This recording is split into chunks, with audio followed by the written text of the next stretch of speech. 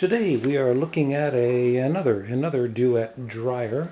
We're out to take a look at this one because it's making one hellacious, strange noise. We haven't figured out just what that sound is yet, but we're going to get to the bottom of it.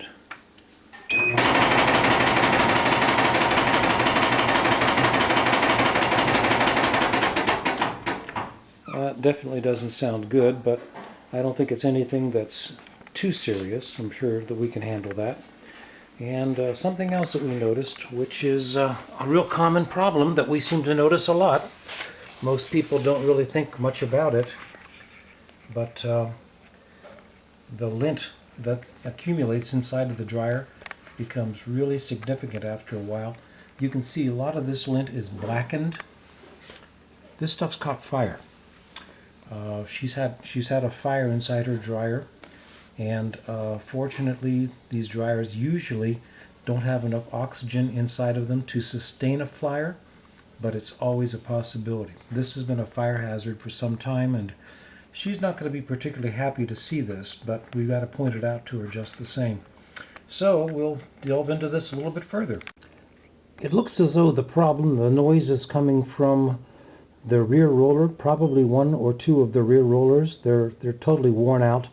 The bearings are worn out, and it's just bouncing and riding around on its bearing post. Totally worn out. And we'll show you that. Guess we have to turn it on first. Okay, let's try it again.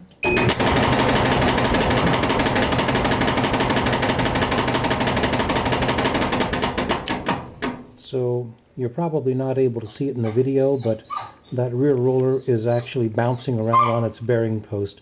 So we're pretty sure that's the problem here. Well, we've got the whole thing all opened up now, and as you can see, once again, there's an incredible amount of lint inside of here, and all of that black stuff that's down here, right there, that's lint that's caught fire.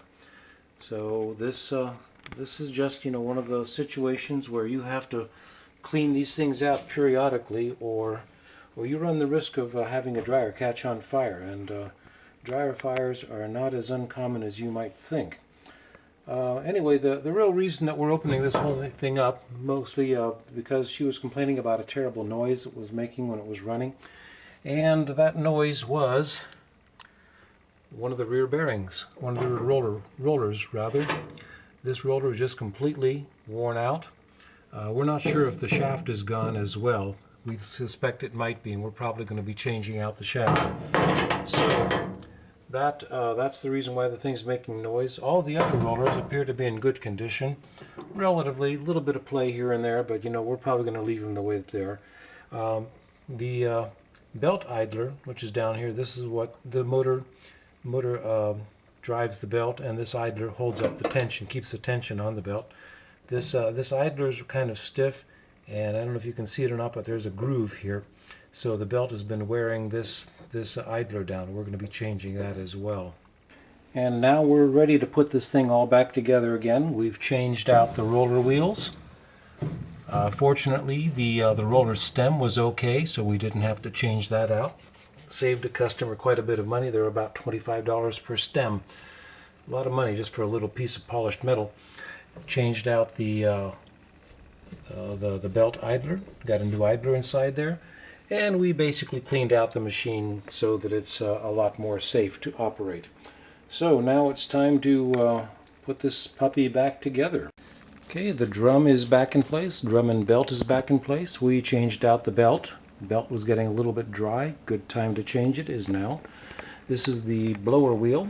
This is what produces all the wind inside your machine, and on a Whirlpool machine, these blower wheels hardly ever go bad.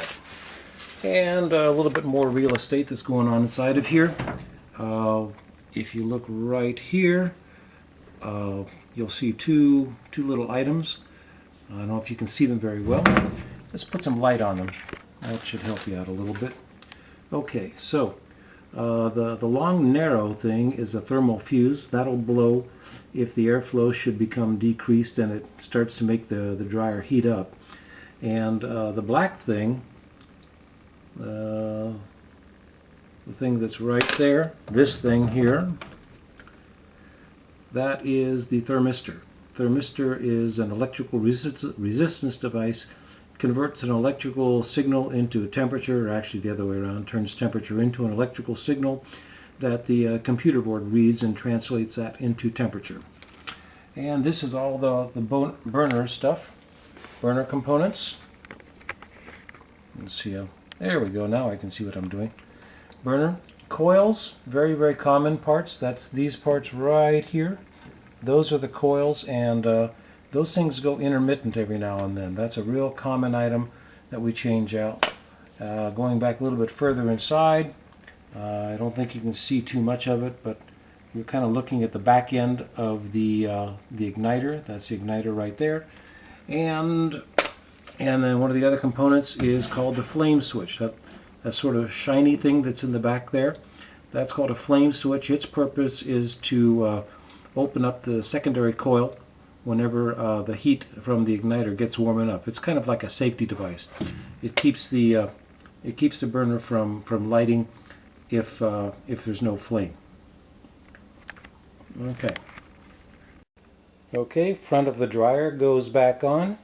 There are 4 screws that secure it.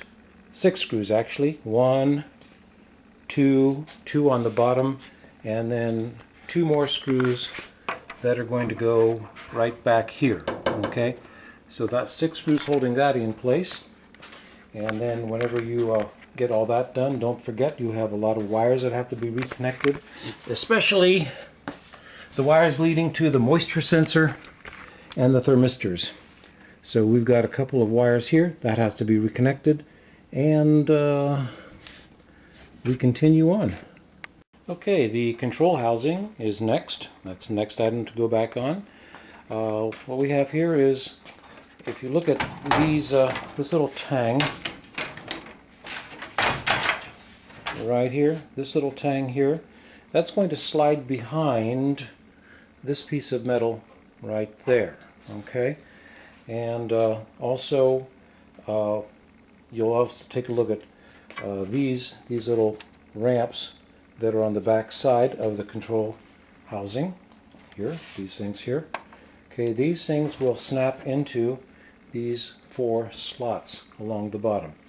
And whenever you're removing the control housing, take a screwdriver and just lightly pry from right here. Just pry and pull it, pry it out so that it'll pop up and away. And now we're ready to swing the main relay board and its bracket back into position. I've got it hanging over the edge over here. So we're going to bring that out. There is the relay board. And the relay board is going to fit just about like that. That's how it's going to be. We're not going to hook it up just yet because we've got a whole bunch of wires to attach on the back side. Fortunately, the wires are all pretty well keyed, so it's impossible to put the wrong wire in the right place or the right wire in the wrong place, depending upon how you look at things. And so once that's done, we're almost done with this job. And the last major component to go in will be the blower shroud, which is this device here. Blower shroud. There's the you can see the blower wheel behind it. Blower shroud. This is basically what's gonna hold the lint filter. So the blower will suck the air through the dryer, comes down here, goes past the lint filter, through the blower, and then drives it, pushes it outside of the house. Blower shroud. There's the whole picture of the whole sucker. Okay, so my customer's dryer is back up and running again. If you'll remember what that dryer sounded like in the beginning of the video, you'll notice that it's a lot quieter now.